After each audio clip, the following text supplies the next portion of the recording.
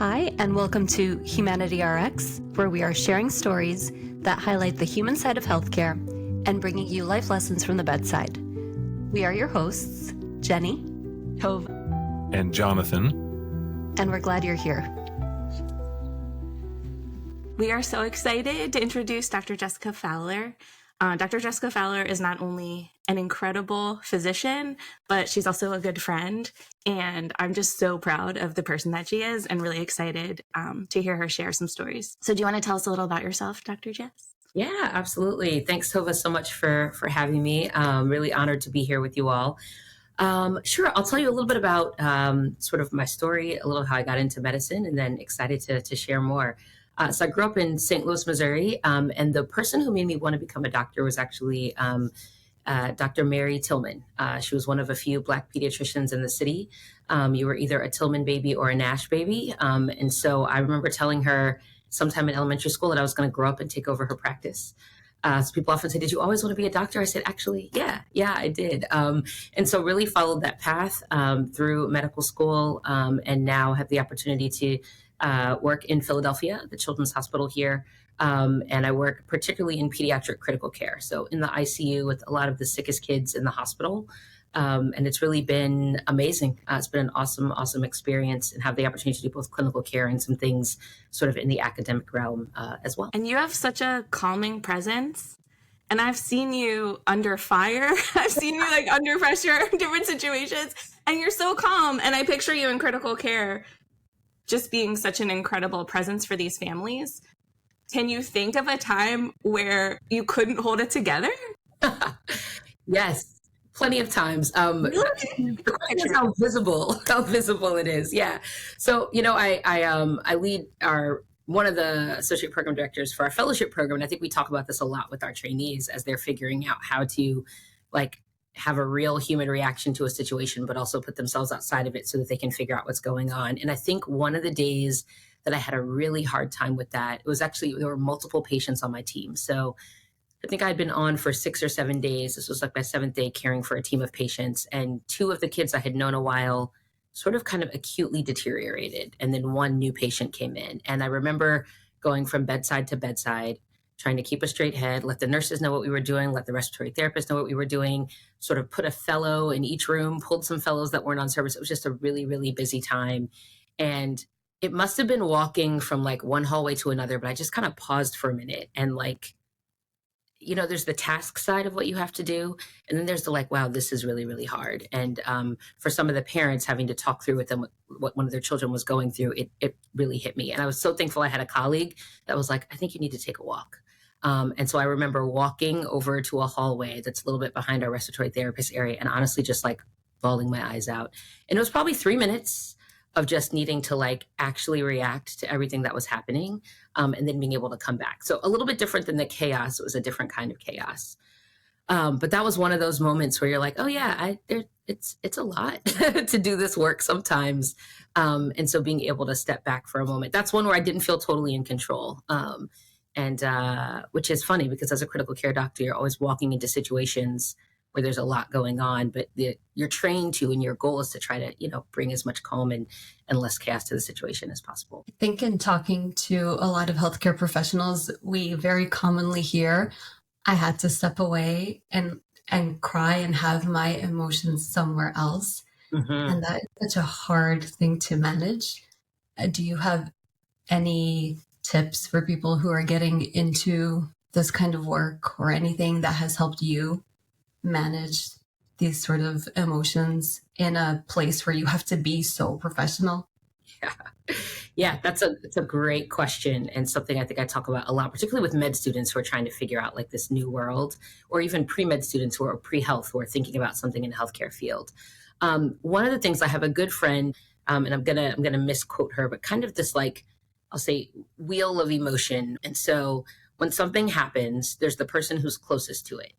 And then for every person, there's a layer, if you think about concentric circles. And what she says is when you're somewhere in that concentric circles, you're allowed to dump on the people who are more distant, but not on the people who are more centered. And so I do think that there's something really special, and it takes training and it takes time to remember, I'm getting to care for this family, but I'm not actually in this family. And so how can I support what they need? And then thankfully, hopefully you're in a place where you have colleagues or mentors or teachers or supports that you can dump on them because they're a step away from it. So I do think actually taking that approach and being sure that I'm not centering like myself in the moment is helpful. But Jenny, you bring up a great point that you do have to recognize you're also being impacted, right? There's secondary trauma or even from a traumatic experience being in it. And so I think for me, it's having really great places to lay things down with friends. My faith is huge for me. And so I always laugh. Nurses will be like, are you going to church after you've worked all night? And I'm like, yeah, you don't want to see me if I'm not a person who like goes to a place where I can get refilled and refueled on a regular basis. But I think having a place to kind of lay some of that stuff down and not keep holding it and carrying it. I definitely found as a trainee that I would have just moments where the emotion would become so much because I was trying to compartmentalize all of it and didn't make space and time to just process. And so I think finding where the safe places to dump it off. And then again, I think like, I don't get to dump on the family, but I can dump on like the person who wasn't on service today. They actually probably have more capacity to help me hold something. That is really good advice. And I love that you said that you are getting to care for the family because in the end, it is such a privilege. Absolutely. To do the work that, that healthcare professionals do. Yeah. I love the visual of the circles. Yeah. I'll have to try to remember where she got it from. I'll have to send it to you. But yeah, I love it in a variety of situations. But again, it's such a good reminder of who's actually at the center. And it does help you. It does. And I think we don't get that kind of advice all the time, before stepping into these situations. So that is something that I hope a lot of people will be able to use. Jess didn't mention this, but she mentioned her faith, but she has the voice of an actual angel. I don't know if you can hear it when she's speaking. Her voice, she's a powerhouse. It's so sweet. Yeah. I think that's I'll say to it quickly, that's been another important space and I talk to students about this a lot because I think when you're getting into a healthcare field, there's so much studying you have to do. There's so much focus that's necessary that it's easy to lose the parts of yourself. I often tell med students, like, you got into med school being a well-rounded person. Don't not be that person now that you're walking into what you want to do. And so I think for me, singing, hopefully glad that it usually sounds okay, is such a great release and space that, I think it allows me to express things in a different way, but also feeds me. So yeah, I think it helps with that balance, which is important. Mm-hmm. Your capacity, though, is impressive to me. Your bandwidth. And I know it serves you to sing. You just have tremendous capacity in whatever, as a friend, as an artist, as a physician. And you mentioned something earlier about your pediatrician and how she inspired you. And I know that you do that for a lot of students now. And I was looking at the statistics, and I think it's less than 5% of physicians are Black in America. But Black people make up 14% of the population. Mm. And so just reading about the barriers that are in place for Black people to become physicians and the work that you're doing. And I didn't know if you could talk a little bit about what inspired you to do that.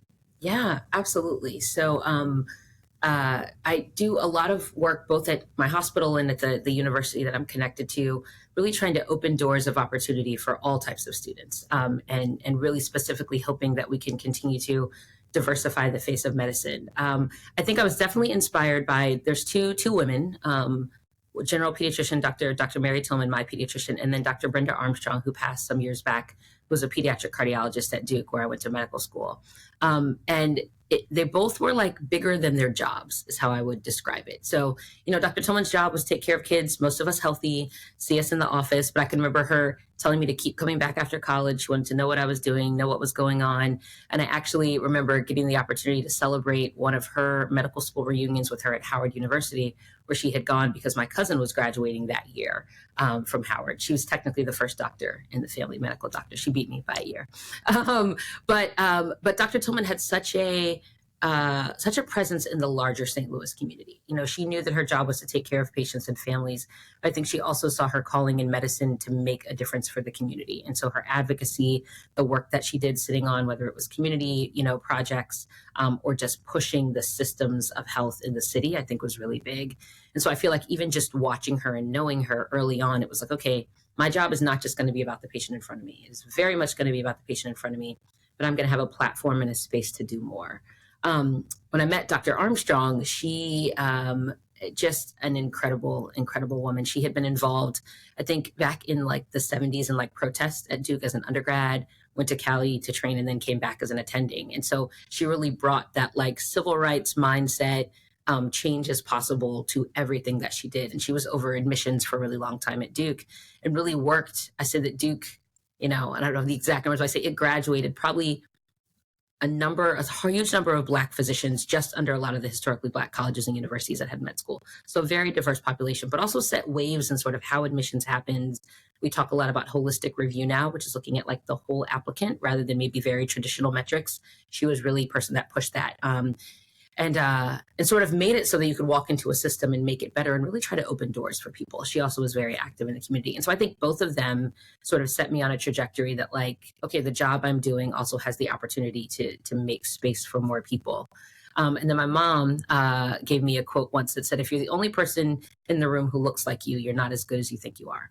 And so that has stuck with me in addition to these other women. So 3 really powerful women in my life. I could talk about my mom for hours, but we won't do that. And so I think that really set me on a trajectory to say, like, how can I always be making the spaces I'm in better for the people coming after me? And I think that really knowing the statistics that you shared, Tova, and also knowing that when medical school classes are more diverse, it changes things for everybody in the class. There are some statistics about the fact that if you have students from sort of what we call traditionally underrepresented or marginalized backgrounds racially and ethnically, that they are more likely for their classmates to go into underserved areas of medicine.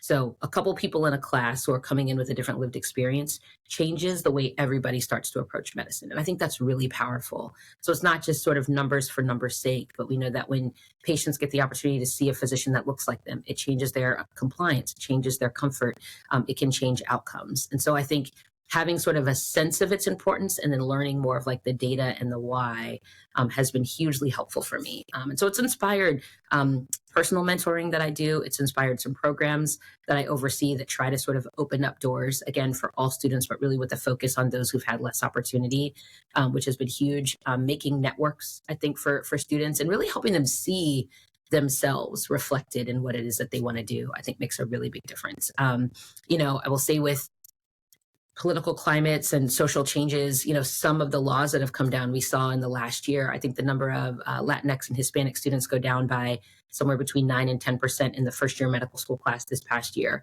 And for Black African-American students down by 10 to 11%. So it means that there's a lot of work to do because we still haven't sort of hit that threshold of what representation looks like. And I think representation, I would say, not for just the sake of having a colorful classroom, but because we know it really makes a big difference.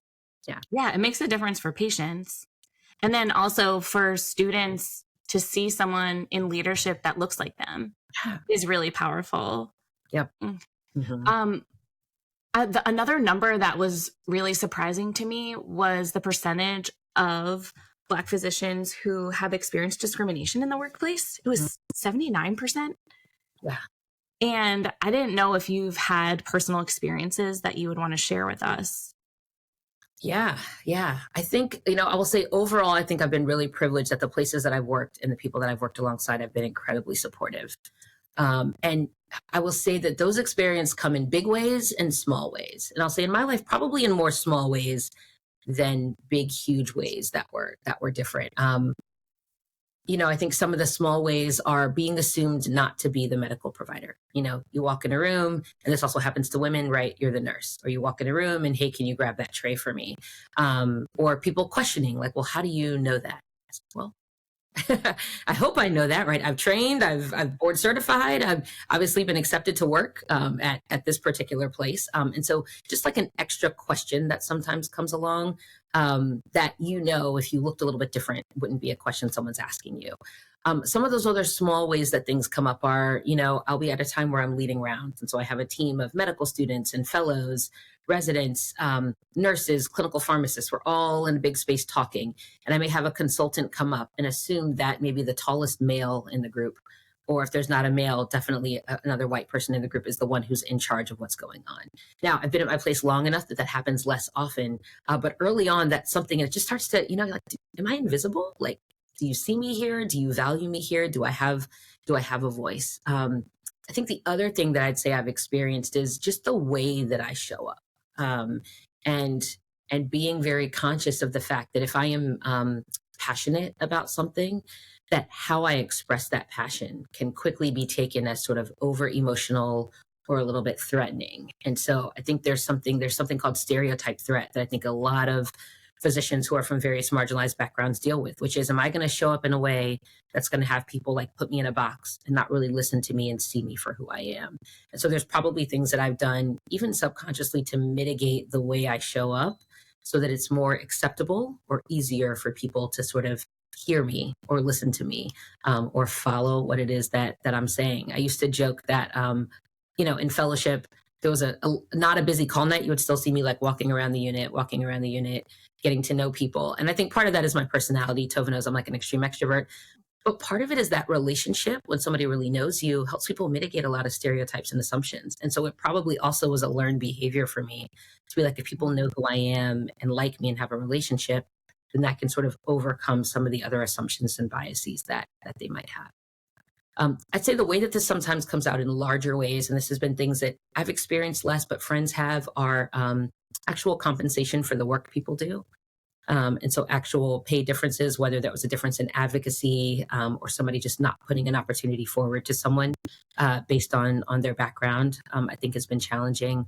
We're working a lot with evaluation systems, and because people communicate differently or show up a little bit differently, the thought that they are performing less well, or less prepared to be in a space that really doesn't necessarily grounded in like true objective data, but a lot of subjective things. And those, I think, are huge for how someone feels like they can show up, and then what they even believe about themselves, right? We talk about imposter syndrome. It's like, it's usually an external force on someone internally, but all of a sudden you're questioning, like, do I have what it takes? Am I supposed to be here?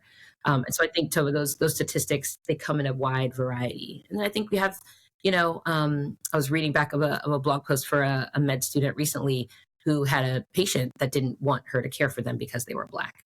And they said, well, can you go get your superior? And, the resident she was working with was Black. The fellow she was working with was Black. The attending physician she was working with was Black. And so it was really like powerful moment, and so she was able to really flip that and make it this powerful thing. And I think did a whole post about it, and it went like viral. But the flip side is that student's going to have to process what it was for somebody to decide that, like, I'm sick and I still don't want you to care for me. And so I think that's major, and that's really big. And so having a space for someone to process that. But I think it is an experience, unfortunately, that many people have. And it makes you work that much harder, which is not fair. Yeah. I mean, you talk to the more senior physicians, they often will talk about their experiences in school being, the 1, 2, or 3 people that looked like them. But the amount of time they're like, but you had to know your stuff, and they're geniuses. They're so smart. And so there's that benefit, but it also is a different weight to carry. I think as you're going through something that's already challenging. Yeah. And I'll say from personal experiences with my interactions as a patient with healthcare providers, I've been dismissed in the past, but I have never been dismissed by a woman, and definitely not a woman of color. Like, I have always been listened to. Yeah. And I think that's what we talk about, that sort of experience. I was listening to somebody recently, they were giving a talk. It was related to sort of kind of the case for diversity in the current climate that we're in. And they said, for many of us, not everyone, but for most of us, our home, and oftentimes if we have a place of faith, is fairly monocultural. But the places that you have to interact with people that are different are often work and school. And even there can be exceptions there. And so there's this idea that how do we teach people how to be ready to interact with folks who are different? If you're not necessarily going to have that exposure at home, you're not necessarily going to have that exposure, in your place of faith, or maybe the places that you go in your neighborhood, depending where you are. And so, Jenny, when that doctor shows up, if they've had a classmate or some people they're training alongside of who have some experience that maybe reflect more of what you've been through, they're going to be that much more prepared not because I taught them a lecture about it, but because they have a relationship with someone who's walked through things differently. And so I think that's some of the things that we lose in like the value of having spaces where people are exchanging things on a regular basis. It makes a huge difference for how healthcare workers show up for their patients. Yeah. And I think also somebody who's in the minority, you're used to maybe sometimes not being listened to. Yeah. Yep. Right? And Yep. so I think you take that with a grain of salt, and in your interactions, then that shows up. Yeah. Yeah. I can hear sometimes in a parent's voice, like the way they're describing it. Like I've had times where I just pause. I'm like, how are you? Or tell me about that last experience. Like I can just tell that there's something that's different, or something that hasn't yet been said, because it's like, can I trust you with this information? Are you really going to listen to me? Are you really going to believe what I'm saying? Or are you going to dismiss me or, try to talk over me, et cetera? So absolutely. And what a relief it must be for them, for someone to hear them. Yeah. We've heard a lot speaking with different healthcare providers too, just it comes up, this lack of trust in the healthcare system in general. And so anything that we can do to build trust, and sometimes someone walking in that looks like them immediately can build trust in a way that someone that doesn't look like them just couldn't. Yeah, I think so. And we talk about this, just having someone different on the team, right? Like maybe we're not going to have that for every patient. And I don't think that would be necessarily the right thing, but is there someone in the mix on the team who's going to be able to bring a different perspective or help give voice to what that patient or family is experiencing? I think makes a huge, huge difference. And sometimes I've been on teams where I've heard a med student be like, yeah, everybody was doing this, but what I heard them saying was, or they use the same phrase that my aunt uses, right? Or, they really reminded me of this thing. And so I went and asked the team if they're okay if I go back and have this conversation. And it makes such a big difference. So we usually ask people to share a prescription for humanity. Ooh. If you were going to give us a prescription, Dr. Fowler. Yeah. So this is going to be a roundabout answer. I've recently, in the last couple of years, sat on the other side of the healthcare relationship, meaning being a family member, walking, patient, whether it was my cousin, grandmother, aunt, through things. And really recently with my grandmother, we ended up moving her to hospice, and it was one of the most peaceful, beautiful places ever. And they did a couple of really notable things, and I'll get to, hopefully this will lead me to the prescription part. But one is when we came in, I flew in a little bit early, went to the hospital with my mom and one of her good friends. We got her over to hospice. And before we went back to the room she was in, they sat with us and they asked us these different questions about her life. What she liked to do, how many kids she had, how many grandkids she had, did she have a favorite drink? Did she have her favorite sports team? When she was free, in her free time, what did she like to do? What was her life like growing up? And they made this board with different colors in the getting to know you. And before we walked in the room to see her, the nurse said, oh yeah, I heard she has 14 grandchildren. Right? Like they knew her before we knew the team that was taking care of her. And the intentionality with which they did everything there for a couple of days was just amazing. We felt so privileged to have her there and really usher her into heaven in a peaceful way. And I think one of the things that's taught me on the healthcare provider side is I never want to miss what it felt like to be on the other side when someone did it well. And so I think my prescription for humanity would probably be do unto others as you'd have them do unto you, which is, biblical. It's also a number of proverbs from a number of different faiths. But that if you were on the other side, how would you want someone to show up for you? How would you want someone to interact with you? And we're not always going to get it right. But if that's the mindset that we walk into a situation with, it changes things. And so, I've tried to learn differently about some things with my patients or some things with the families that care for them. When I'm thinking about sort of friends or family and stuff that they're going through, when I'm ready to react in one way, it's like, all right, let me pause for a minute. And if it was me, what would I want to hear? How would I want someone to make space? And so I think that would be my prescription for humanity. I think if we all really intentionally tried to do that and thought about that from the everyday interactions to the big, huge decisions that people are responsible for. I think so too. To add to what you were saying, it's not even that you're treating them how you would want to be treated. You're actually, when I hear what you're doing, you're treating them how they want to be treated. You're getting to know them in a personal way that allows you to do for them how they want you to do. Yeah. I don't know how to change the Bible verse, but you know what I mean? Others as you would have them to do unto you, because you would want things done well for you. So do well for them. I don't know. That's there. Yeah. But also taking that time to stop and listen to people is hugely impactful. Yeah. There's a lot less problem solving I've learned I've had to do, and probably most learned this from my friends.